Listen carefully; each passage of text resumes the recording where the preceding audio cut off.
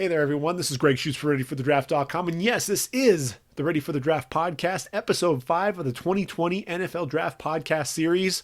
College football is officially back. After the little teaser with the week 0 games with Florida and Miami and Arizona and Hawaii, the full slate of college football games are in the books, and let's talk about them. I was able to actually catch from UCLA and Cincinnati to Notre Dame and Louisville, a total of 27 games from Thursday to Monday. And so that means year to date through week 0 and week 1, I've actually been able to see 55 of the 130 FBS programs play. That's 42% of the total FBS programs after 1 week. Pretty happy about that. My goal at the end of the season is to watch at least one game beginning to end for every FBS program, all 130 teams. Really want to give myself a better perspective on where the talent is, where all the talent lies, not just in the Power 5, but also taking a look at all the Group of 5 teams as well. So I think this was a season, really you some of the top prospects at each of the positions really started separating themselves from the bunch. And I think no better than Tua Tagovailoa. Now, look, I had Tua as my number 2 quarterback behind Justin Herbert, but I'll tell you what, after he dismantled that Duke defense, granted, the Blue Devils are not the Auburn Tigers that Justin Herbert had to deal with, but look, Tua Tagovailoa led them to victory, 42-3, and in that performance, Tua went 26-31 for 336 yards and 4 touchdowns, added 5 carries for 18 yards. And look, the poise in the pocket, I thought, was what was so impressive. They were putting pressure on him, and really what you want to take a look at is how do they perform under pressure? I talked about Baker Mayfield a couple of years ago, and that guy was as accurate, if not more accurate, when he was under pressure as he was with a clean pocket. Tua was the exact same way. You saw the total command of the offense. He knew exactly where the blitz was coming from. He was able to step up, slide away from the defense, keep the play alive, keep his eyes down the field, often finding Jeudy, who caught 10 of those passes. So, of the 26 completions, Jeudy had 10 of them for 137 yards and a touchdown. We'll talk about his performance here in a little bit when we cover the wide receivers. But Tua, you talk about the anticipation, you talk about his ability to anticipate throws, throw guys open, that's all very important at the next level. And his ability to survey the defense, take what the defense gives him when he needs to, and really take advantage of the speed that he had on his offense. I thought the offensive line, that's one of the things to keep an eye on for Alabama. The offensive line is not the offensive line from a season ago or what we're really used to from some of the vaunted Bama fronts. And a lot of that is due to some inexperience up front. Alex Leatherwood moving over to left tackle, although I did see him kick inside to guard, and when Matt Womack came in, Womack got to play a little bit there at tackle as well. But along the interior, you're going to see some growing pains there, and that's really, what's Tua going to do? Tua last year had the injury and had to deal with some of that, and that's really the biggest concern that you have for Tua. But I thought he silenced any doubters, really made me a believer watching him manipulate the pocket like he did. I mean, he was really the conductor out there, conducting an orchestra, really leading that team to victory. And I thought that the performance was very impressive, and he's moving to number 1 in my top 10 on my quarterback list. Absolutely no doubt. Justin Herbert, 28-37, 242 yards, and a touchdown there in the Oregon's 27-21 heartbreaking loss against the Auburn Tigers down in Dallas at Jerry's World. Now look, Justin Herbert, absolutely, the physical skills are there, more accurate than Josh Allen when he was coming out of Wyoming. A guy who I thought showed tremendous poise in the pocket. I thought his offensive line overall did a pretty good job against that vaunted front 4. I thought Derek Brown definitely wreaked some havoc, caused some problems there for Jake Hansen and company up front. But Herbert being able to make plays on the run, you saw the arm strength, didn't have to set his feet a lot of times on the move, still keeping his eyes down the football field. But there was some inconsistency there. I thought, even at the end of the game, time expires, you have a chance, just let your guys go up and make a play, and instead the ball sails out of the back of the end zone. I'm waiting for Justin Herbert to really grab hold of things, especially in Pac-12 play. You've got Washington, you've got some other teams in there, Utah especially, who are going to be coming for Oregon, who are really the favorites right now for the Pac-12 title. I want to see him take advantage of the situation and really, lead his team to victory, take things to the next level, see that killer instinct. And, I haven't seen that. And I thought, Oregon, they had the lead. They jumped out into a lead, an early lead against Auburn, and they let Auburn back into the game. They really let the foot off the gas. They had their foot on the throat and really let that off. And that's something that I really want to see more out of Justin Herbert, on that. And I was left a little disappointed, but the 6'6", 237 pound senior, he's coming back for a reason, and I think he can still get into the Heisman talk. He can still potentially be the number one quarterback taken, and Oregon can still be in the college football playoff with only one loss. That Auburn team, ranked number 16, they've moved into the top 10, but Oregon's going to have to win out, and he's going to have to play really well if Oregon still wants a chance. Another guy I got to see was Jake Fromm, the 6'2", 220 pound junior, and his Georgia Bulldogs dismantling Vanderbilt 30-6. Not the most impressive day, 15 to 23, 156 yards and a touchdown in the game. But really they were doing it on the ground. DeAndre Swift and James Cook, Brian Herrien, the whole backfield was really just having a field day, running all over Vanderbilt. And but one of the things I thought was so impressive about Jake Fromm, the patience in the pocket, allowing his receivers to get open, throwing his receivers open when he needed to. You saw him putting it on put his passes on a line, hitting his receivers in stride. But I think what really impressed me more than anything else were the pre-snap reads, being able to read the defense, see what he had there. Was did we have a two high safety, single high safety, where's the blitz coming from, where's my hot route, checking out of plays. Hey, we had a pass call, we're calling a run, or vice versa. You saw a lot of that going on at the line of scrimmage, and those are things that he's going to have to do at the next level. I think those intangibles are what makes Jake Fromm a potential first round pick.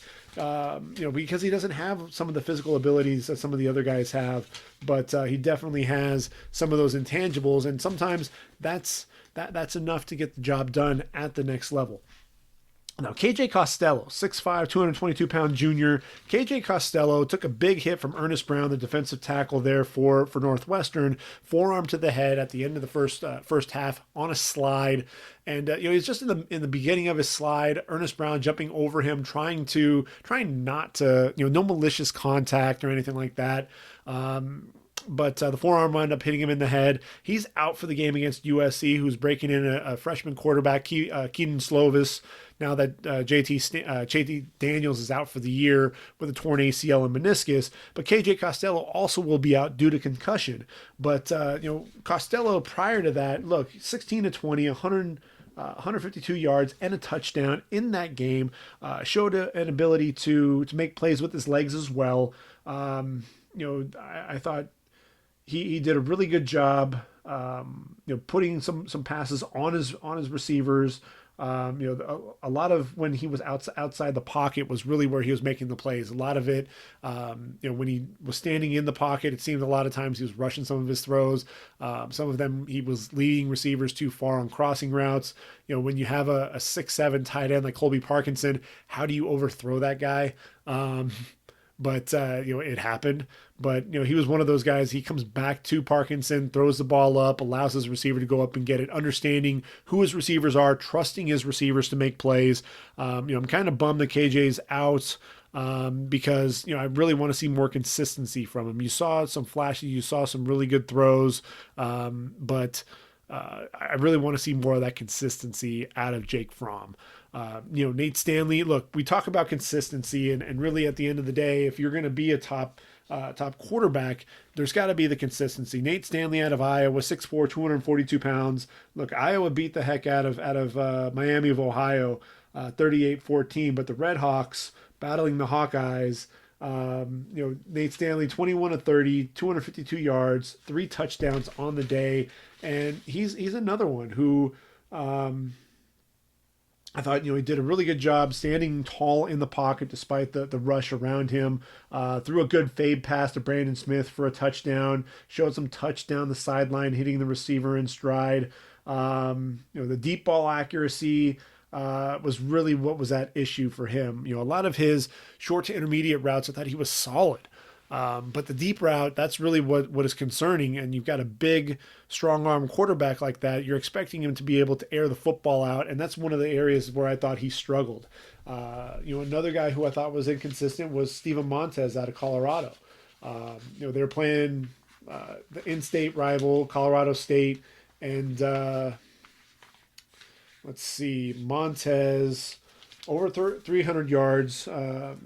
But it was one of those things to where, he was pressure in his face, and a lot of times he's throwing off his back foot. There was some inaccuracy there. There were also times where the pressure wasn't even in his face, and he was rushing passes. Really just, the rush wasn't even there, and he's rushing throws. I thought when he got outside the pocket, he seemed to be a lot more comfortable. He's another guy, he's a 6'5" quarterback, 235 pounds, but I thought looked really good on the move. And when you get him in the pocket, he was a little gun shy, especially with the pressure. And, that's something that as the season goes along, I know Mel Tucker is going to want him to be able to hang in the pocket, because that's really, at the end of the day, that's where he's going to end up winning a lot of games for the Buffaloes, is going to be there inside the pocket. Michigan's Shea Patterson, another guy, 17 to 29, 203 yards, 3 touchdowns. But look, Shea Patterson starts off the game. Michigan's first play from scrimmage. What does Shea Patterson do? He fumbles. 4 plays later, Middle Tennessee takes it in for 6. For the lead. I thought some of his ball security was definitely questionable at times. But he was someone who, I thought I saw some pretty good accuracy, especially on the move, keeping his eyes down the field despite the rush. I thought that he looked, he's another one who was just inconsistent. You'd see him make a great play, and then the accuracy, he'd lose it, and that's really where a lot of these guys are struggling is with the accuracy, the consistent accuracy, on play in and play out.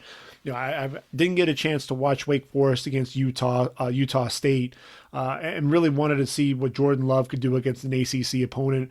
Jordan Love finished 33 of 48, 416 yards, 3 touchdowns on the day, but also had 3 interceptions. That's something that's definitely concerning. You got to cut down on the mistakes. That's something that really was a bugaboo for Nate Stanley. I really want to see what he's going to be able to do throughout the season, because he has a chance to be one of the top quarterbacks, be a first-round prospect. A lot of it was about his touch and his feel and the accuracy. But if he's making some of those mistakes, that's something that could come back to bite him when things were all said and done. I thought one quarterback, again, didn't get to see LSU play, but if you just look at the stat lines, yes, they're playing Georgia Southern, 55-3, but Joe Burrow, incredibly efficient, 23-27, 278 yards, 5 touchdowns. So when you think about that, Joe Burrow, was a cast-off, from Ohio State, and you see what he's doing now.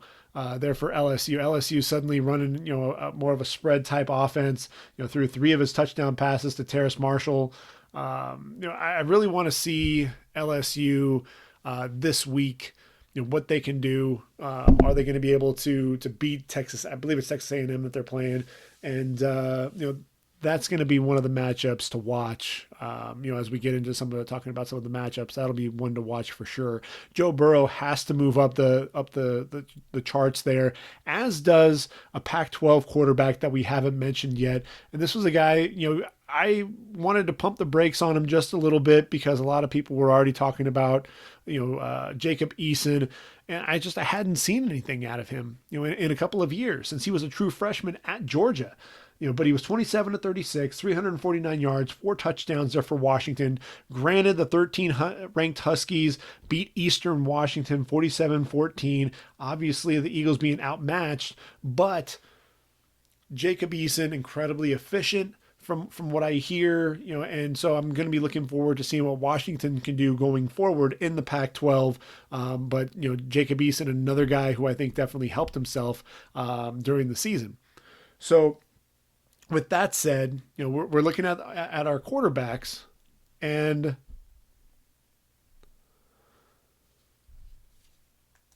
I think that pretty much does it in terms of what we're looking at the quarterback position. One quarterback who I thought really hurt himself more than anything else was, it was Kelly Bryant out of Missouri. This was a guy who was supposed to take his play to the next level, and we never really saw that. In Missouri's loss. Missouri losing to, really a middle of the road Mountain West team in Wyoming. And Kelly Bryant, I thought the accuracy just wasn't there. He was tremendous with his legs, but he finished 31 of 48. Yes, he threw for 423 yards, 2 touchdowns and an interception. But look, when you've got, all SEC talent around you, like Larry Roundtree, Albert Owe-Bunam. They brought in Jonathan Nance from Arkansas as a grad transfer as well. You should be able to make some more plays than what he was able to accomplish there at Missouri. And I think Mizzou, if Kelly Bryant is having the type of games that he was showcasing there in this first game, if that was any indication, Missouri's in for a long season. This is the guy that you're bringing in as the grad transfer, as the guy that was really supposed to step out, and you just didn't see that. I thought that was a little disappointing for me. And then I think one of the guys, the surprise performance for me really was, surprisingly enough, was Jalen Hurts out of OU. And you're going to say, well, why would that be so surprising? This is a guy who at one point had only 1 interception, in his sophomore season there at Alabama. Well, I think for me, what I was really waiting for with Jalen Hurts, is the ability to make the right reads. I thought that he wasn't always, really needing to against Houston. OU really took it to him and, spread the football around. And, I thought, he was doing a lot and really attacking defenses with his legs. He was efficient throwing the football. But again, when you look at him just a few months ago, he was the cast off from Alabama and nobody was talking about him as a legitimate pro prospect. Look, I live in Oklahoma City. I've been listening to the local guys on the radio. Everyone is now talking about him as a legitimate first round prospect for the NFL draft. Let's pump the brakes on that just a little bit. Let's wait and see if he can put together a string of games. Can he actually show us that he can throw the football down the field? I haven't really seen a lot of that yet. And I want to be able to see, can he push the football down the field? Is he going to be able to do that? If he can, then okay. Let's start having those conversations. But I haven't been able to see that with any regularity out of Jalen Hurts, and he's got a newer offensive line in front of him, so we'll also be able to see what he can do when he's under pressure. But the NFL, granted, the NFL is moving to the style of offense where he could really thrive. You see Cliff Kingsbury out there, so it's going to be interesting to see what happens with Jalen Hurts. I'll probably move him into my top 10. There are some guys up there who I think have kind of faltered a little bit, so yeah, I'll move Jalen Hurts into my top 10, but he's not going to be, I'm not talking about him as a first round prospect, at least not yet. I think he's somebody right now, if you talk about a guy like Dak Prescott, Dak Prescott was the athlete. I've always said he's an athlete who was playing quarterback up until his senior season when he became a quarterback who just happens to be a great athlete. You saw the difference in how he was reading defenses and the precision throwing guys open. And That's what I want to see from Jalen Hurts. Can he make that really that jump, if you will, at the the season there, and his first and only season with the Sooners. If you look at the running backs, Jonathan Taylor, I thought had a dominant performance for Wisconsin. And he's definitely going to be the one of the guys that's going to be most talked about. I thought when I watched him play there on Friday, he was a burner. He was a guy who I thought just showed an ability to get to the outside, and the speed. You saw the sprinter speed, the 10-4 100-meter speed. This guy ran the second leg in the 4x1 for Wisconsin at the Penn relays, for goodness sakes. But the power between the tackles, and guess what? He's starting to catch the football out of the backfield. This guy could be a complete back. I think I got to move him up in my rankings. I put DeAndre Swift ahead of Travis Etienne and Jonathan Taylor, mostly because DeAndre Swift was a more proven receiver. But, if Jonathan Taylor's catching the ball out of the backfield, Travis Etienne getting the ball, in the passing game a little bit from Trevor Lawrence, then, I think those two guys probably are the best athletes in the draft. So I think you could probably end up seeing them moving up the draft boards a little bit, and I'll probably end up having to move them both ahead of DeAndre Swift. And look, DeAndre Swift didn't do anything wrong to hurt his cause. He rushed for over, I think it was 135 yards on the day, showed some good power. His stiff arm is ridiculous, has some pretty good lateral quickness and lateral agility as well. But I thought the running back that really impressed the most, outside of obviously Jonathan Taylor and his speed, and his ability to run between the tackles, but how about Zach Moss out of Utah? Zach Moss, to me, I thought really solidified himself as a top 3 or 4 running back in this year's draft. A big kid, 5'10", 220 pounds. Yes, he injured his knee a season ago, but this was a guy who just seemed to be running through people. There was a jump cut, at the line of scrimmage as well to avoid a defensive tackle. Patient to wait for the hole, and really just exploded through the hole after that. I think he's somebody who just showed some pretty good, just subtlety to some of his moves. There was a subtle jab step without having to slow down, juked out the safety, got a big gain out of that. 622 yards after contact in just 9 games a season ago. And I think that really speaks to, the type of runner that he is. 23 carries, 187 yards and a touchdown, 2 receptions for 7 yards for Zach Moss. Zach Moss, to me, is one of the guys that people really aren't talking about. And I think now he's proven that he is back in 100%. And he's really going to be a guy to watch out for.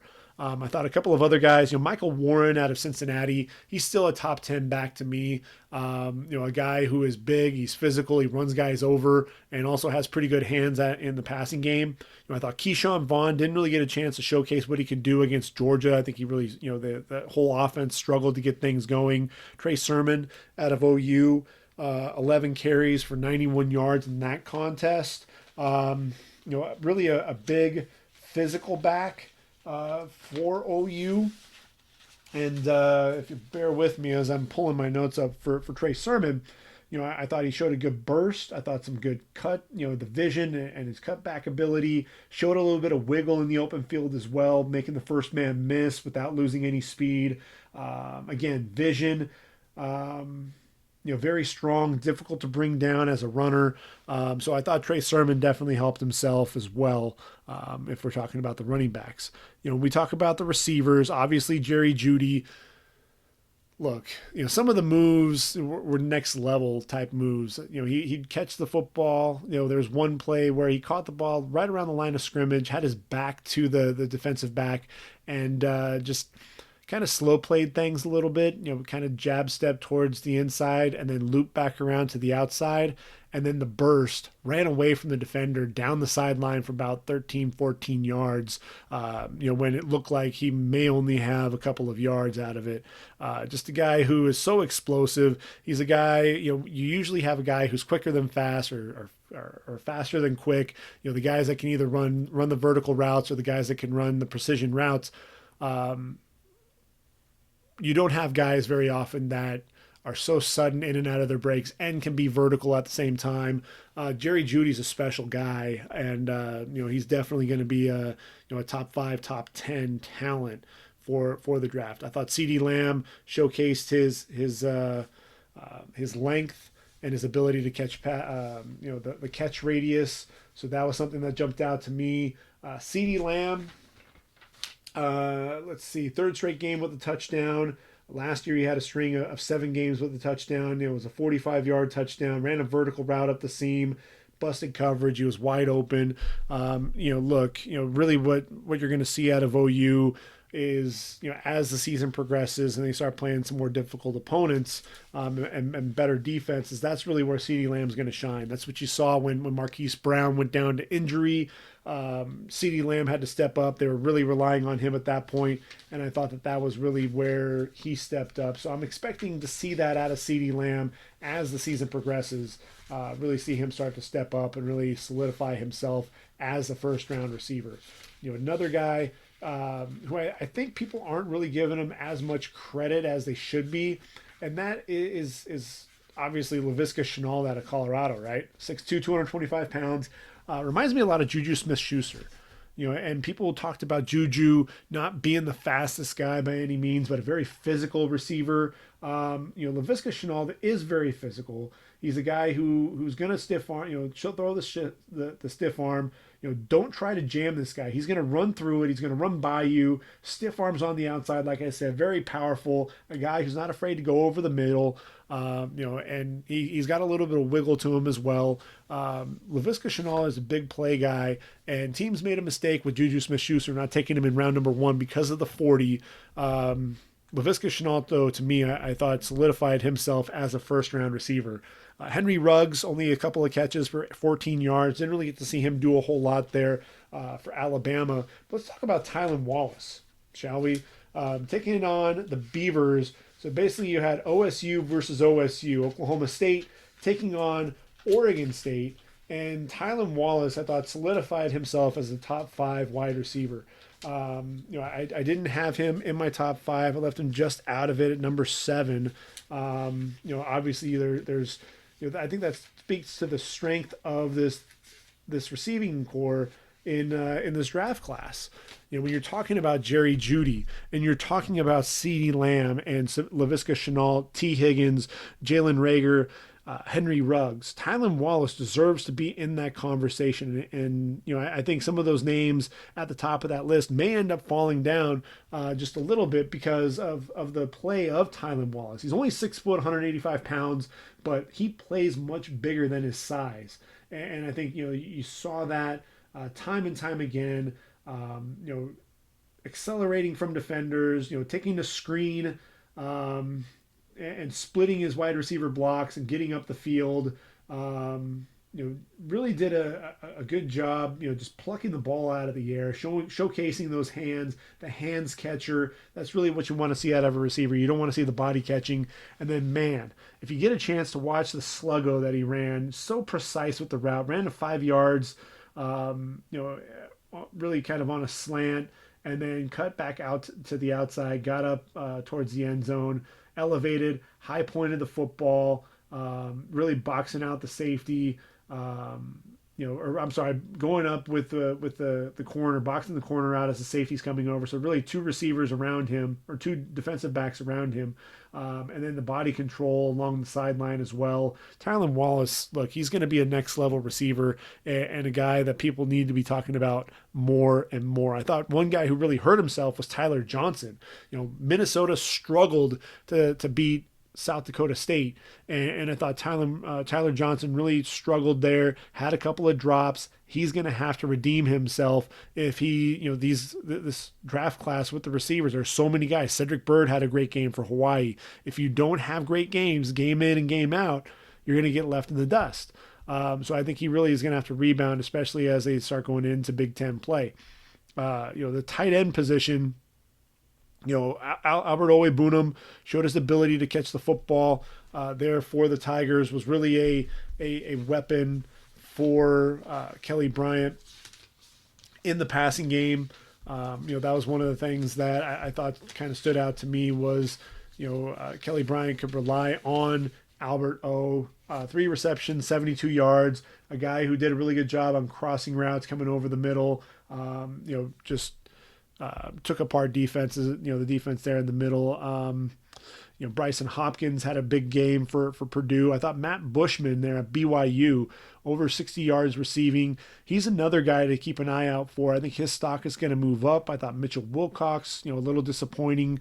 And Colby Parkinson, I thought he was kind of up and down. Definitely a tremendous receiver with this size, but you want to see him do better as a blocker. So I think Matt Bushman's the guy who's going to start moving up boards. Grant Calcaterra is another Mark Andrews type coming out of OU, and then Jared Pinkney is a pretty consistent and solid tight end there for Vanderbilt. Now the offensive tackle position, I thought there was things got shaken up just a little bit. You've got Walker Little out of Stanford, who's going to be out until mid-season with a leg injury, and he's somebody who I thought he's one of the top tackles in the draft. In this draft class. He's only a junior. He could still come back for his senior season. And the thing that I think for him, you see the finesse, his ability to slide effortlessly laterally, as a pass protector. But you didn't see much power in his game, and you still didn't see that in Stanford's win over Northwestern when he was playing. I wanted to see more from him in terms of some of that power, and you really didn't get to see that. And so, that's one of the things that I was a little disappointed that I didn't get to see some of his play there. And then I thought another guy who really, could come back again for a senior season was Alaric Jackson. He went down to a knee injury. Sounds like he will come back at some point during the season. I thought that he showed a decent job moving laterally, doing a good job getting his hips around in the running game as well, generating a little bit of movement. 6'6", 320-pound junior Alaric Jackson going down, got rolled up on in the first quarter. And that really led the way for Tristan Wirfs. Tristan Wirfs is 6'5", 322 pounds, and just a beast there at right tackle. And I thought what was really impressive about Tristan Wirfs was not only was he playing right tackle in this game, but he also moved over to left tackle when Jackson went down to injury. Kind of moved back and forth between the two positions, which isn't the easiest thing to do. I thought he showed excellent power in his hands. Just a guy who was just manhandling defensive ends on the outside.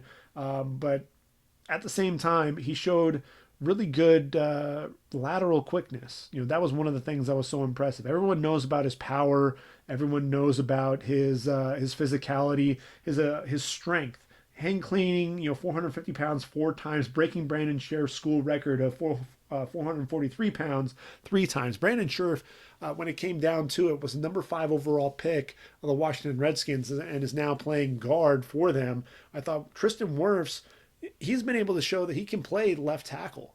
I thought the footwork was good. I thought he was a guy who was able to move laterally very well. And then look, the strength and the power, obviously in the running game, that's something that I think is going to be beneficial for him there. I thought being able to play left tackle, being able to show that he can slide with edge rushers, on both sides of the line, really bodes well for him. And I think he really solidified himself as the number 2 tackle in this draft. And if I were Andrew Thomas, I'd make sure that I'm having a great game in and game out, because there's no surefire. He's not a surefire number 1 tackle in this draft. I thought what he did in the run game, he and Solomon Kinley were just caving in the left side of the line, just driving guys down the line. Showed a really good job climbing to the next level, to the linebackers, sealing them off, showing really good agility, being able to do that. A couple of times he overset and defensive ends were able to shoot inside. Wanted to see that power step. Didn't really see that out of him. Quarterback was pressured as a result. But really drives his man, opening some big holes for DeAndre Swift. Awareness to block down on the defensive end and then swing back around to pick up the linebacker. You saw some of the nastiness to his game. He's 6'5", 320. The arm length, might be something that you might be worried about a little bit with Andrew Thomas. So I think those are the two guys that have solidified themselves at the top. Calvin Throckmorton, I thought, was okay against Auburn. There wasn't anything that stood out, I think, on tape for him. He was effective both as a pass protector and as a blocker. I thought, Marlon Davidson struggled at times to get off of his block. So I thought that was something that stood out for me that I do remember was, and if I can get back to my note here on Throckmorton, was I thought he did a decent job blocking Derek Brown when he had a chance to. Controlled Big Cat Bryant, during the game. I thought moved very well laterally, generated some movement in the running game as well. I thought he was the most consistent of the Oregon offensive linemen in that game. Liam Eichenberg for Notre Dame, 6'6", 305. Here's the deal with Liam Eichenberg. I think he can play. I think he's a solid left tackle, and a guy who's going to get drafted. I'm not sure though if he's going to be someone taken in the first 2 days. I saw some strange footwork. I saw him taking some steps backward against the defensive end in pass protection. It looked a little weird. He seemed to be falling over a lot, losing his balance quite a bit. Showed that he can mirror the defensive end laterally. Quick out of his stance. But again, not a deep kick slide, had to open up. That was one of the things that you really saw. A lot of the speed rushers, he was having a hard time. And the kick slide, a lot of, just very, he'd either have the kick slide going laterally instead of at an angle, or there wouldn't be much depth to it at all. And, that's concerning. And really, when you're watching Liam Eichenberg there against Louisville, they didn't have to take advantage of it against him. Mekhi Becton in that game as well, the 6'7", 369-pound mammoth left tackle for the Cardinals. I think what was frustrating more than anything else watching him was how many times he ended up on the ground, all the cut blocks. It seemed like he was diving in and the cut block left and right. I wanted to see what he could do against Julian Okwara, but it seemed like more often than not he ended up blocking defensive tackles more so than getting out on the edge against the defensive ends. Definitely showed good pop in his hands, some good power, good long arms. Did a really good job just shoving Khalid Kareem all over the field on several run plays. So I thought Becton helped himself a little bit there in the game. Shane Lemieux, if we're talking about the guards, there against the interior of that line. When he was matched up against Tyrone Truesdale, the other defensive tackle, I thought he had a much better showing than against Derek Brown. I thought Derek Brown was a guy who was just shoving him all over the field. That's really where he struggled. I mentioned Solomon Kinley. He's not even in my top 10, but he will be because of the power. He picked up the defensive end from Andrew Thomas, really drove him to the middle of the field. So powerful with the hands, like I said. Locked up the defensive tackle, threw him to the ground, climbed out to the left to the linebacker, drive block there, sustained his blocks till the whistle, showed a mean streak, 6'4", 335 pounds. He's a guy who has to move up draft boards after a performance like that. Yes, Georgia was playing Vanderbilt, but that is an SEC opponent, and so that has to count for something. Absolutely. Now, Ben Bredesen, I think he's the number one guard in this draft, 6'5", 325 pounds.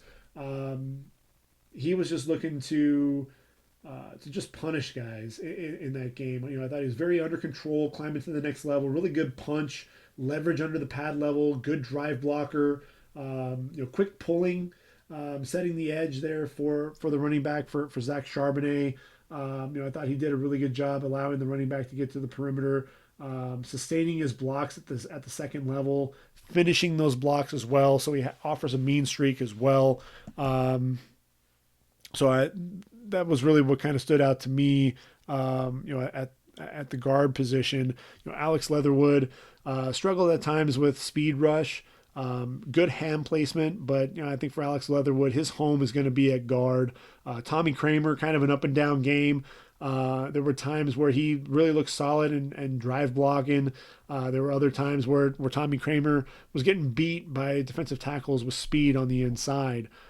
Trey Smith out of Tennessee, man, that loss against Georgia State. He's 6'6", 325 pounds. The junior cleared after the blood clots, and he's a natural fit at guard.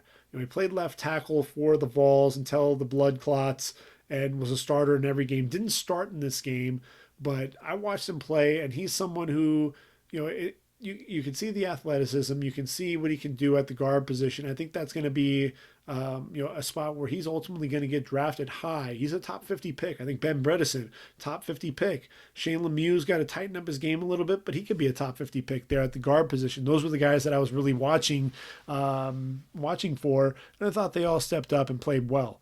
I think when you look at the center position, what stood out to me, Tyler Biadasz, out of Wisconsin, a natural knee bender, a guy who was so athletic, was a lead blocker for Jonathan Taylor, reminded me a lot of Eric McCoy out of Texas A&M.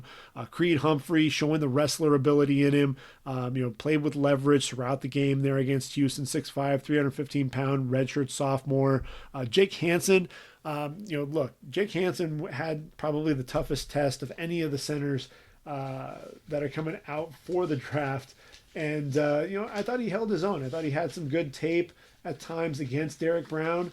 But when you're going up against the guy who's arguably the number one defensive tackle in the draft class, you're going to have your hands full. Jake Hansen, he did a good job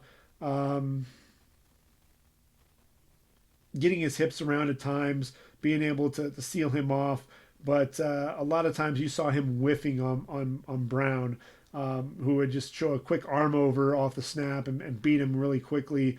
If he wasn't matched up against Derek Brown, like I said, with Shane Lemieux, kind of the same thing. Tyrone Truesdale and some of the other defensive tackles for Auburn, I thought Jake Hansen did a decent job.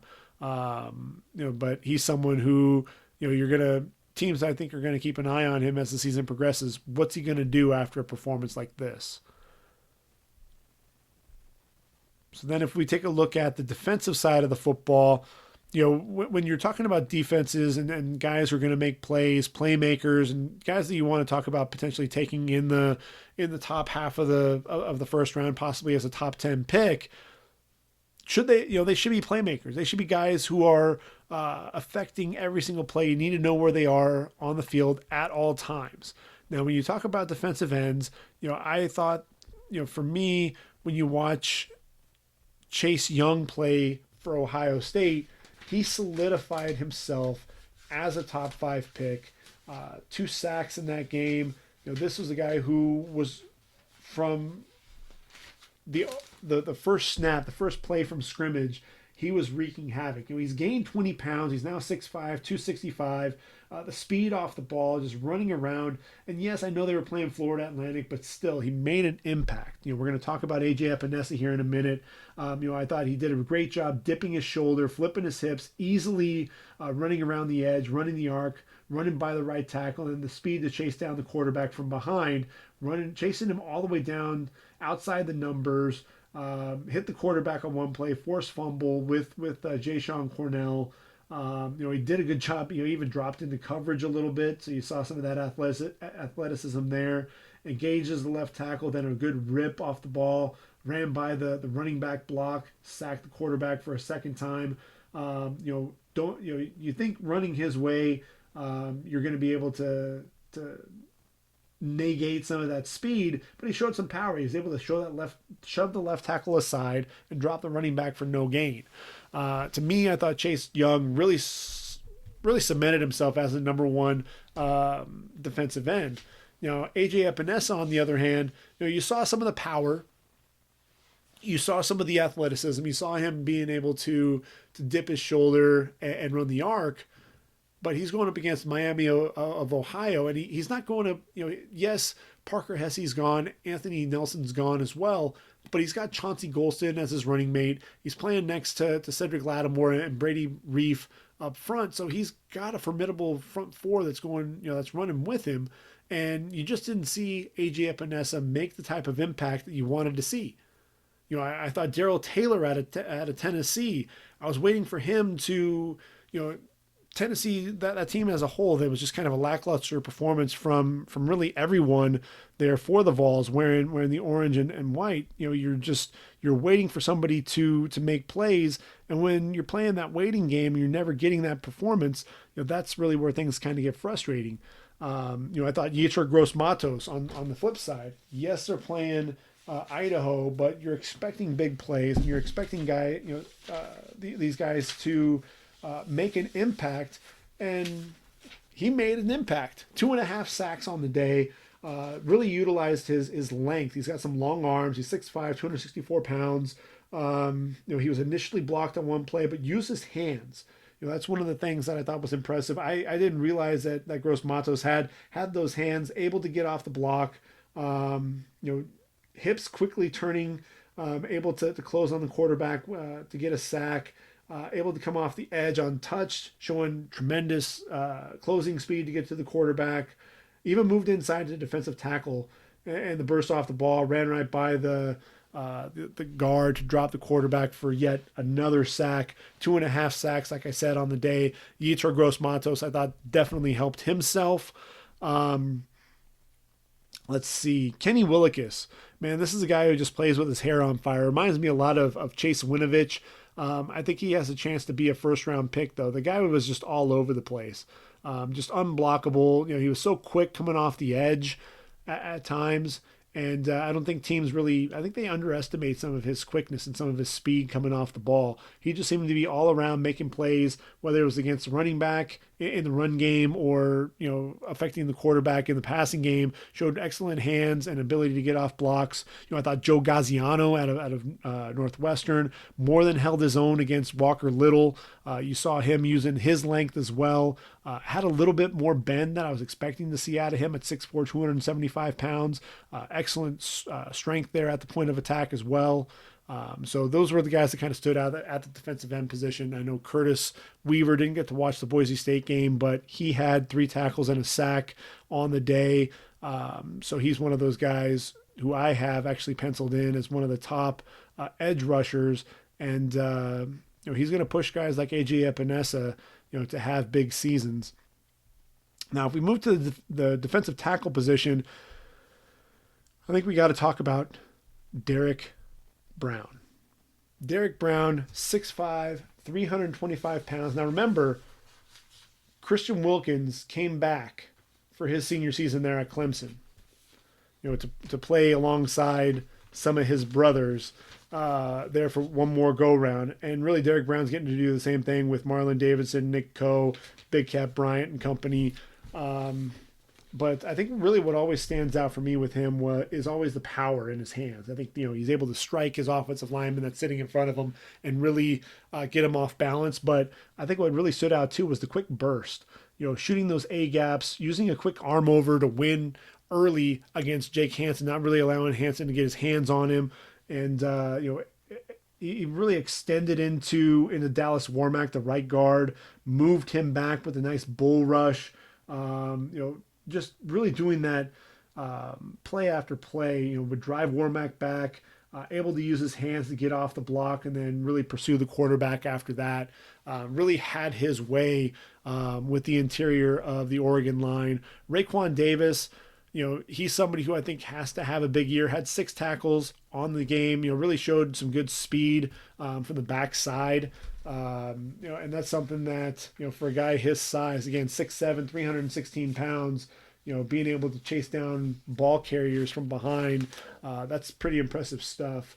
Javon Kinlaw, South Carolina, had their struggles there against North Carolina. Mac Brown, return of the Mac, as they'd like to say there at Bank of America Stadium in Charlotte. 24-20 winners, the Tar Heels over the Gamecocks. But Javon Kinlaw, affecting the game in all facets. His ability to block a field goal, got full extension on that. Uses his hands well to get off blocks. Really extended his arms. be able to disengage, get to the outside. His biggest thing, I think, is really getting too high at times. If he gets his pad level too high, that offensive lineman, especially when he's lining up in nose tackle, if that center's getting lower than him and low man wins, gets underneath him, and really he loses any of that leverage, that's really where he lost some of his effectiveness up front. Mustafa Johnson, didn't really get to see a whole lot out of him there at Colorado, but I thought Raekwon Williams was definitely a guy who was wreaking havoc both against the run and the pass. More so against the run, though. I think he's going to be a guy, what you worry about at the defensive tackle position. Guys like Jaron Reed and Ashawn Robinson for Alabama a few years ago. Those were guys who were primarily known as run stuffers more than anything else, right? So if you're known more as a run stuffer, you want a guy, and that's really what the next level is looking for, are guys who can get after both the quarterback and also affect the run at the same time. So he's going to have to prove that he can get after the quarterback on a consistent basis if he's going to want to be drafted or have a chance to be drafted in round number 1. He'll probably fall as a midday 2 pick for the time being. Leki Fotu, 6'5", 327. Definite power in his hands. That's one of the things that you saw. He was double teamed inside quite often, but was not easily driven back. I thought that's one of the things I have written here a number of times in my notes.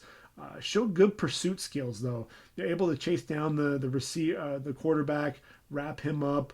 I thought he lowered his right shoulder, get a good bull rush, really blowing up a play. Push the left guard back there at BYU. Run play away from him. Running back was strung out, was able to pursue from the backside to drop him for a loss of 1 yard. I thought Leki Fotu, again, another guy, is he going to be able to affect the pass and get after the quarterback? I thought he showed some of that. He showed some ability, like I said, pursuing the quarterback from the backside. That's really what stood out to me. Ole Miss went down to Memphis, but watching that game, I wanted to see what Benito Jones was going to be able to do. He was throwing guys down a little bit, at times. The screenplay and one of the things that he was able to do threw the center down, hauled in the pick that was thrown basically right to him. Not really sure what the Memphis quarterback, what Brady White was doing there, but he fires off the ball low out of his stance. He's somebody who I think is going to continue to rise up draft board. 6'1", 329 there for Ole Miss. If we look at the linebacker position, Dylan Moses, now that he's down and out for the year, a guy who could potentially step up, is Kenneth Murray out of Oklahoma. A guy who I thought showed much better anticipation, trusting his eyes a lot more. I thought he did a really good job playing inside out against the run, able to get set the edge a little bit, show some contain and force running backs back to the inside. And when they make that plant and cut, he was able to stay under control and drop those guys. But here's the thing with Kenneth Murray. I still see some of his plays down the field.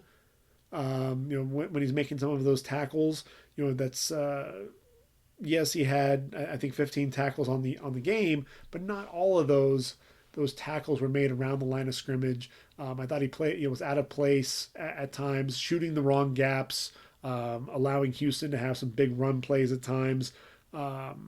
He's not the only one, though, that would be out of position, and I thought that was Troy Dye there for Oregon against Auburn. He was another guy, I think he had 15 tackles as well, but a lot of them were made down the field, wasn't really in position to make plays. And so, yes, he's a volume tackler, but I didn't see him very effective in the passing game like I was expecting to see out of him. Kind of disappointed. Now, the guy, I didn't get to see him play, but the guy I want to see that Utah State Wake Forest game, David Woodward, man, what did this guy do? he had a couple of forced fumbles on the day, but he had 24 tackles all over the field. He's a guy, to me, he trusts his eyes. He's athletic. He can play in all facets of the game. 6'2", 230 pounds. That junior, to me, I think he's solidifying himself as a day 2 pick and a guy who's going to fly under the radar. A lot of people are talking about some of these other guys. I thought Patty Fisher, kind of an up and down game. He's definitely a straight line player, but I don't know if he can drop into coverage. Marcus Bailey there for Purdue. Purdue getting upset by Nevada, 6'1", 240 pounds. He was somebody I really wanted to see make plays in the passing game. He kind of disappeared at times. I thought Joe Bocci played well for Michigan State. Let's see, we've already talked about Shaq Quarterman struggling in the passing game in week 0. Let's see. Outside linebackers, Julian Okwara got a sack, but he wasn't as effective as I was expecting him to be. Anthony Jennings, was playing when they had a 4-man front. He was playing outside linebacker. Didn't really see him do that much as a 4-3 outside linebacker. You saw him put his hand in the dirt quite a bit, but you got to see him play in space, got to see him cover a little bit, still using the long arms to get it into the passing lane, still showed an ability to come off the edge. Just want to see him make more of an impact. I thought Carter Coughlin, he looked slow against South Dakota State. It was really kind of a head scratcher. I was expecting to see more out of him. He was someone who I was expecting to see the plays, but he was even struggling to get off tight end blocks. So I don't know if he was injured, if there were any issues going on there. But, Carter Coughlin, 6'4", 245 pounds, was really struggling there to get around the edge. Terrell Lewis there out of Alabama, 6'5", 256 pounds, got a sack. They ran a twist, shot through the A-gap and was able to drop the quarterback. Showing good speed, but again, can the guy stay healthy? That's really my biggest concern. Now we're talking about linebackers, a guy that many people probably haven't seen or don't really know of, but he's got the long hair sticking out of the blue helmet, and that's Christian Rosenboom. 6'2", 230-pound inside linebacker, a 3-time captain, over 100 tackles a season ago. This is a guy who was shooting holes downhill, very sure tackler, thumper downhill, violent hitter, real nose for the football, 365 career tackles coming into this game. He was a hurdler in high school, can run a 4.6 40, quarterback run off the edge, gets off the running back block, able to wrap up there on the outside. A guy who I thought showed, an ability to pick up the running back out of the backfield, did get sucked up on a play action. So he's got to trust, have better awareness. But that downhill ability, I thought was something that really stood out. I thought he struggled a little bit in coverage, like I said, could be a little bit better, a little bit more refined. But Christian Rosenboom is going to be a guy to watch for as the season progresses. Now, look, Paulson Adebo, why people even throw his direction anymore, I have no idea. He was the guy who led the Pac-12, I'm sorry, not just the Pac-12, but all of FBS in passes defended a season ago. Adebo just has the ball skills. He's a receiver, or a converted receiver. And, on the day he finished with 5 tackles, 2 pass breakups, and an interception. Now, what makes him so special, again, the recognition there with the routes, just the awareness, understanding what his receiver is going to be doing, running the routes sometimes even better than the receivers were. Did get trucked once by one of the running backs. Isaiah Bowser ran him over, but just knows how to put his body in position to make a play. Gave a receiver a 10-yard cushion, let the receiver really come up, those 10 yards, ran an out, and right there at the sticks, and there was no wasted movement. Just basically broke right on the football and was able to. It was a throw over to the wide side, so that was a longer throw. Got a good jump in and able to pick off the pass. Really next level stuff, next level awareness. To me, Paulson Adebo is the best cornerback, and But Jeffrey Okudah, if there is anybody else that's out there that I can make an argument, it's going to be Jeffrey Okudah.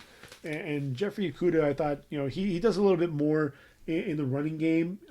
He comes downhill, playing in the box.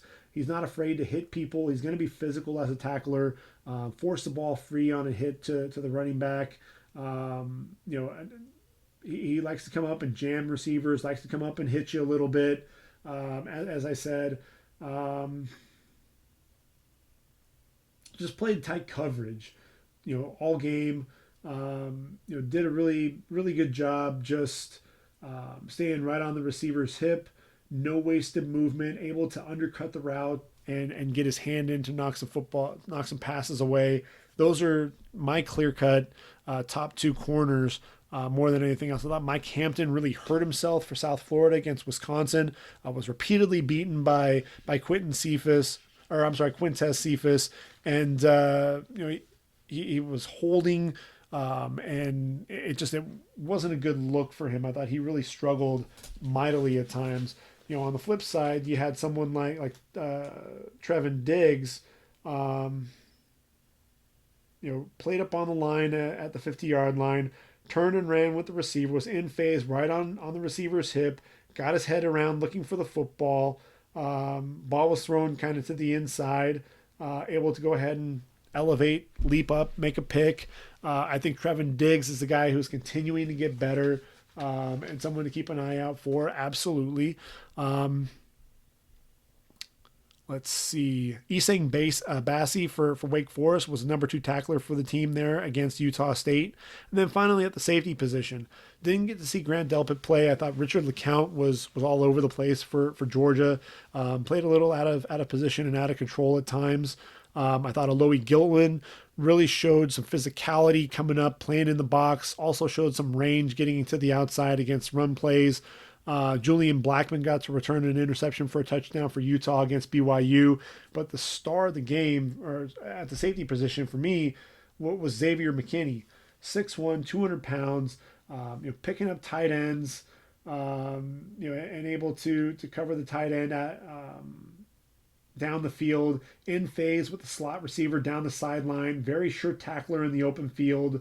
On a 4th and 3 play at the Bama 37, an in route was run by one of the receivers there for Duke, Scott Bracey. 1 yard shy of the first down, really closed in a hurry and arrived just after just as the ball was arriving. Got real tight coverage, got his right arm in, so really right arm in, reaching for the football. Bracey wasn't able to reach and extend that football for the first down marker, and so he was holding on to the ball with his right hand, wrapped him up with the left hand, and really drove him away from the line to get, which ultimately caused Duke, obviously the turnover on downs. Coming downhill, playing in the box, showed excellent range, was also the deep safety as well. To me, Xavier McKinney, I think will draw comparisons to Minkah Fitzpatrick and has a chance to be a top 15, top 20 pick when it's all said and done. There's some other guys who I thought made an impression as we look through all of the games that I got to watch. How about Rutgers? You're going to sit there and ask, well, why are we talking about Rutgers? Rutgers hasn't been all that relevant lately in the Big Ten. And you'd be correct, but at the same time, playing UMass, I thought Raheem Blackshear, 5'9", 192-pound junior, showing a burst down, burst to the hole, showed some good lateral quickness as well. But I thought the receiver skills was really what stood out more than anything else for me. He was someone who was catching the football out of the backfield. He's going to be one of those versatile running backs. Probably won't enter the draft this year, but a guy who I think could potentially be a guy to talk about in the 2021 draft. I thought Zach Bond out of Wisconsin, a guy who I need to put into my linebacker top 10, showed excellent speed, getting to the outside against the running back to drop him for loss. Next play, he's rushing the passer, coming off the edge, showed tremendous ability to bend, run the arc, really getting good leverage, excellent hips, turning the corner, could drop into coverage as well. He's a 3-down linebacker, and he's a guy who I think is going to be rising up draft boards when it's all said and done. Zach Bond, really his first year to really showcase his ability. I hadn't gotten to see too much out of him, but somebody who stands out for me. Isaiah Rodgers out of UMass is going to be someone to keep an eye on as well. 5'10", 170-pound senior, had 2 interceptions, was a dynamic kickoff returner in this game. I thought he did a really good job on a comeback route along the sideline, was able to drive on the football, get his inside hand in to knock the football away. On another play, on the hip of the receiver on a go route, quarterback put the pass up, underthrown just a little bit, was able to elevate and really box out the receiver, go up and haul in one of his 2 interceptions. To me, he's somebody to definitely be on the lookout for. Elijah Cooks, 6'4", 215-pound junior, but he was making incredible catches there for Nevada. Extended over his head, plucked the ball out of the hand, basically just palmed the ball. I thought that was pretty impressive. Only a junior, he'll be back. George Karlaftis, true freshman, 6'4", 265, very athletic, strong at the point of attack, bends well, excellent leaper, 4-star recruit for Purdue. Under the left tackle's pad level on a bull rush, drove him all the way back into the quarterback. Lorenzo Neal, just so you know, the defensive tackle out of Purdue, 9 months recovered from ACL surgery, did not play in that game. As we make our way through, Isaiah Hodgins, I thought really looked good. He's 6'4", 210-pound junior, playing against Oklahoma State. Excellent route running ability, hands catcher. There was one where he ran a comeback route and really just kind of had Rodarius Williams turned around. Thought he made a great play there. For Memphis, the running back position, Patrick Taylor, speed to power. I thought that was one of the things that stood out to me. 6'3", 223 pounds, kind of an upright running style, but a guy who can run with power between the tackles, has a good burst to the outside. Memphis isn't afraid to throw to the running backs. Had showcased some pretty good hands as well. I thought that was something that stood out. Jack Stoll of Nebraska, 6'4", 260-pound junior tight end, showed some good hands in the passing game. A guy who was able to get down the field, up the seam. Let's see, anybody else that really stood out as I go through my notes here. Let's see, I already talked. Ben Skoranek. He was a guy, 6'4", 215 pounds, not a blazer by any means, but a guy who just is a savvy route runner and a guy who just knows how to get open. And, quarterback, whether it was Hunter Johnson or TJ Green, able to find him because he just always, like I said, just always seemed to get open. So that was something that stood out as well in that game. J.R. Reed really proving to be one of the leaders of the secondary there for Georgia. Wisconsin linebacker Logan Wilson, 6'2", 230 pounds. You saw number 30 all over the field, making plays. Had 3 touchdowns in his career, 2 by fumble recovery, and 1 on an interception. Michael Walker for Fresno State, I thought really showed his sideline to sideline speed. Had 15 tackles, and on a 4th and 1 play, shot the A gap.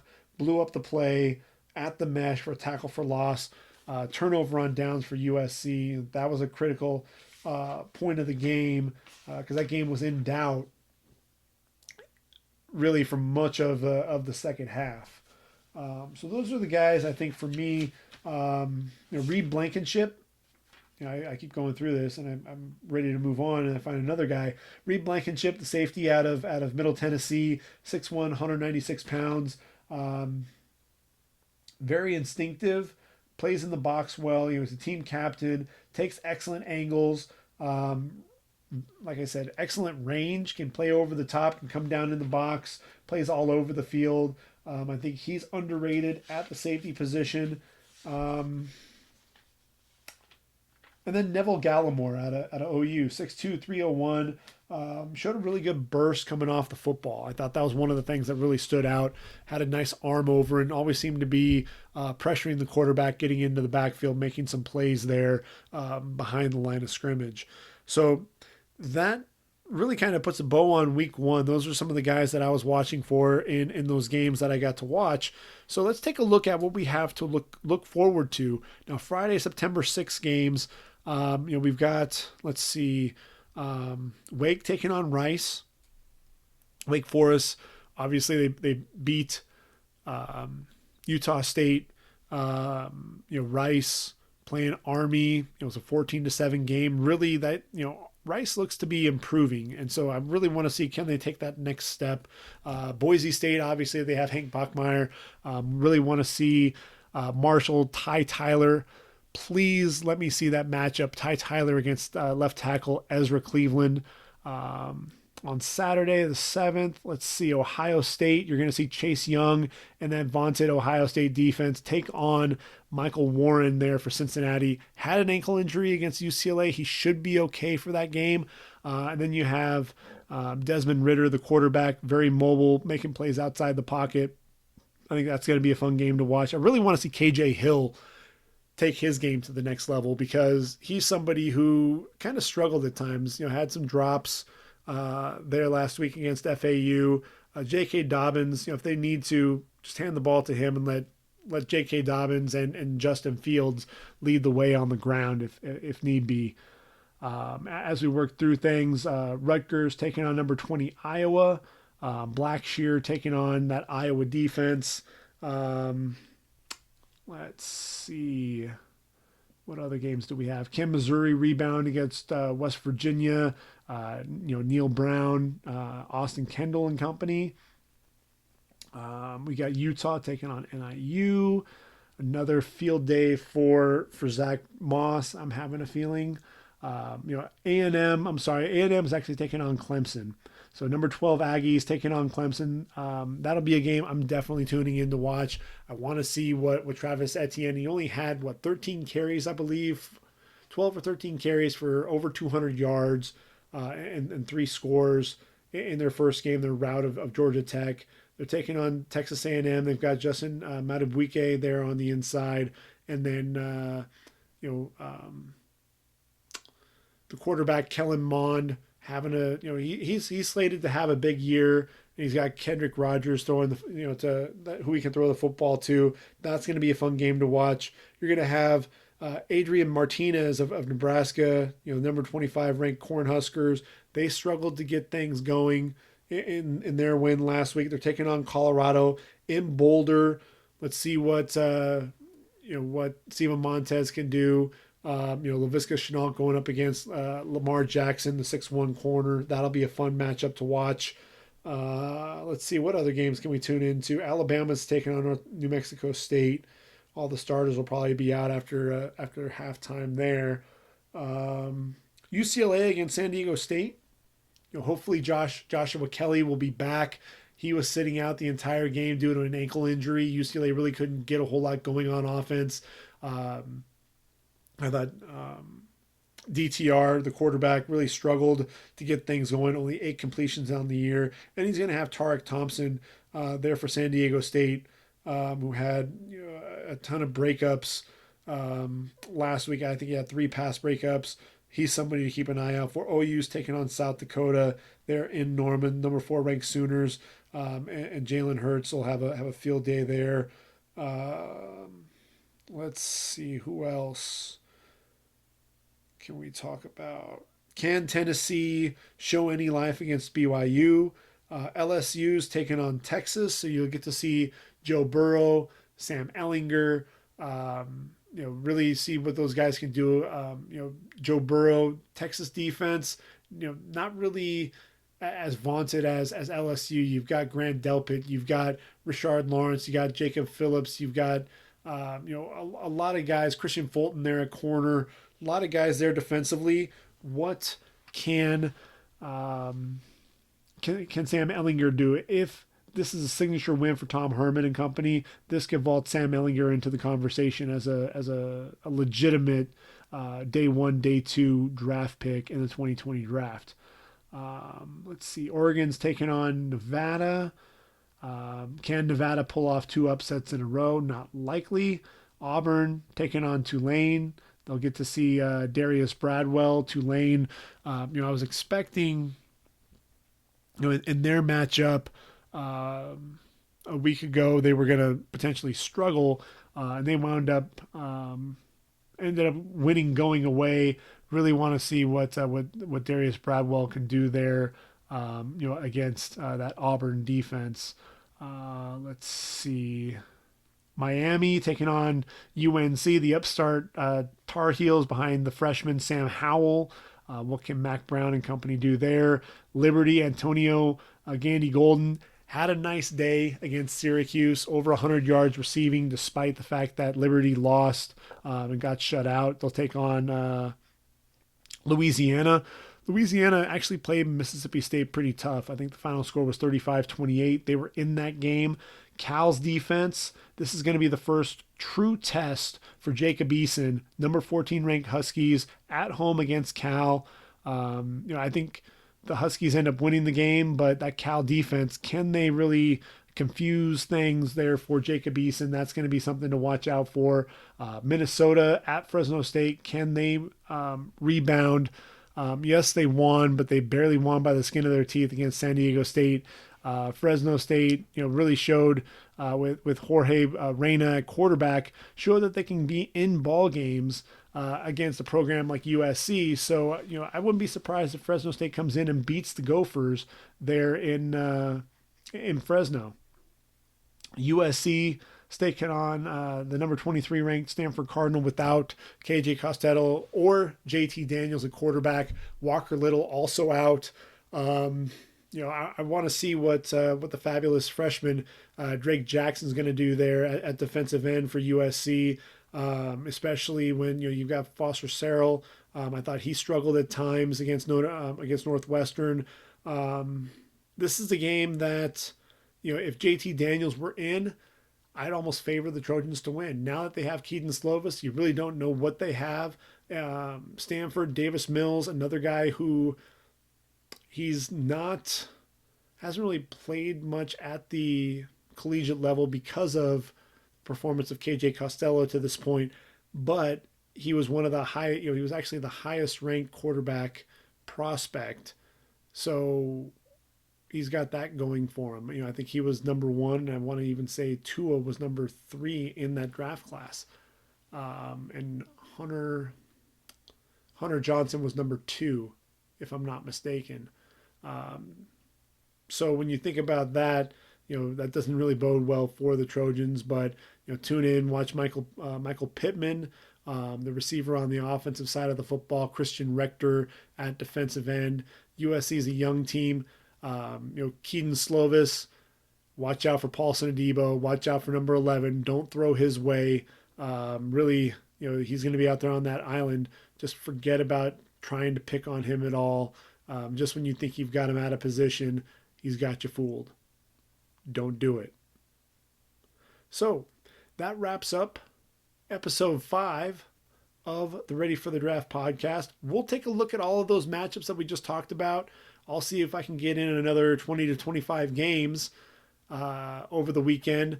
We'll be back. I'll record my next podcast on Wednesday. I'll be able to get through the games and be able to bring that podcast to you. I'll make sure that I have it recorded and released by Thursday of next week. So I apologize for getting this released a day late, but like I said, when you got all these games to get through, the 27 games over the course of 5 days, that's 55 teams to take a look at. After a while, it becomes daunting to try to get through, a 3.5 hour game, all the way through. So I'll make sure going forward, I don't have five days worth of games to get through. I just have Friday and Saturday. So I'll make sure to bring all of that to you. We'll take a look a little bit more at my top 10, what that looks like now after we've gotten to see the first game or two during the season. I'm not going to update my top 10 on the website just yet. Let's wait after week 2. Let's not make any rash decisions. Does my top 10 makes sense right now? Or do I need to make changes? Like I said, I think Tua's the number one quarterback in this draft class, and I think he really showed that. So that makes perfect sense. I think Tylan Wallace may have to move up at the receiver position. I think Jonathan Taylor and Travis Etienne, I had them above DeAndre Swift. I moved DeAndre Swift up because I thought he was a better pass catcher. But guess what? If you've got Etienne and you've got Taylor actually catching the football out of the backfield, that's a scary proposition for defenses. Obviously with the tackle position, Walker Little, Alaric Jackson moving down in the left tackle, or I'm sorry, in the tackle rankings. Tristan Wirfs, a guy to keep an eye on, potentially being the number one tackle when it's all said and done. Solomon Kinley moving into my guards. Obviously, I think Ben Bredesen is number one, though. Shane Lemieux, I thought might drop just a little bit. Tyler Biadasz and Creed Humphrey, definitely the number 1 and 2 centers. Jake Hansen, I thought performance against Derek Brown drops him a little bit. A.G. Epinesa, I really want to see if he can perform going forward. I thought he was really kind of a lackluster performance against Miami of Ohio. I want to see him start making some plays, and that production, when you're coming off the bench, it's a little bit easier to affect the game when you come in off the bench than as the starter and really the high profile guy. I want to see if he can rise to the occasion. That's something that I'm going to be looking for there. Xavier McKinney, he's a close number 2 to Grant Delpit. Now look, Grant Delpit is going to be the number 1 safety, but I think Xavier McKinney is going to be that second safety that you could potentially talk about as a top 15 pick. I thought he was all over the field. I thought he played very well. So those are some of the guys that I'm going to continue to watch out for. I'm going to be looking for some consistent quarterback play. I thought there were some flashes from a lot of the guys there at the top, but I really want to see some consistent quarterback play. And guys, what can they do when they're actually under pressure? Do they fold under pressure? Does that completion percentage drop, or do they rise to the occasion, much like Baker Mayfield, really becoming just as accurate, even, if not more accurate when they are under pressure? What do they do with that? Are they able to step up in the pocket, make those subtle sidestep, sliding to the left or right to avoid the rush and still keep those eyes down the field, make plays both with the arm and the legs? That's something that you really want to see, because that translates to the next level. That's what I'm looking for. I want to see which guys can translate, their game to the next level, because the game is changing. You're looking for guys, like linebacker position. You're looking for guys who can be 3-down linebackers, guys who are those hybrid safety linebacker combos. They don't have to necessarily be the big guys that are 250, 260 pounds. You're going to be looking for a lot of those guys who are going to be the athletes who can cover the slot or can cover the tight end or the running back out of the backfield. And then, some of those nickel backs, those are some of those undersized corners. Those are guys that are going to have to play some of those receivers out of the slot, and there are homes for some of those guys. Now, I think you didn't see that quite as much. A lot of times they're looking for the big, tall, rangy corners, but some of those smaller corners are going to have a home at the next level. So those are going to be things that I'm going to be looking for as well. So just a little bit of insight into what I'm going to be looking for, like I said, over the next few weeks. So until then, enjoy week 2 of the college football season. I know I will. Until next week, enjoy yourselves. And for ReadyForTheDraft.com, this is the Ready for the Draft podcast. I am Gregg Schutze. Take care, everyone, and I am out of here.